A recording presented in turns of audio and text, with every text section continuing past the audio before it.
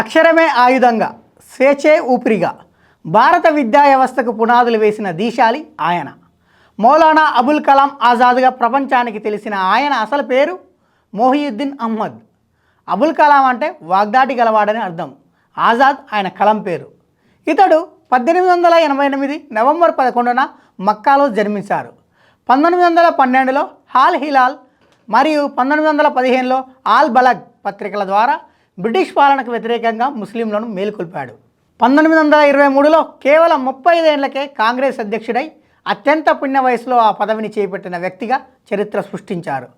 ఆయన కలం నుండి జాలివారిన రచనలు నేటికి అపురూపమైనవి. స్వాతంత్ర పోరాట నేపథ్యంతో రాసిన ఇండియా విన్స్ ఫ్రీడమ్, జైలులో ఉండగా రాసిన లేఖల సంకలనం గుబారే ఖాతిర్, ఖురాన్ వ్యాఖ్యానం తర్జుమానుల్ ఖురాన్, ఆత్మకథ తజ్కిరా మరియు ఆయన ప్రసంగాల సంకలనం ఖుత్బాతే ఆజాద్, ఇవన్నీ కూడా ఆయన పాండిత్యానికి నిదర్శనాలు.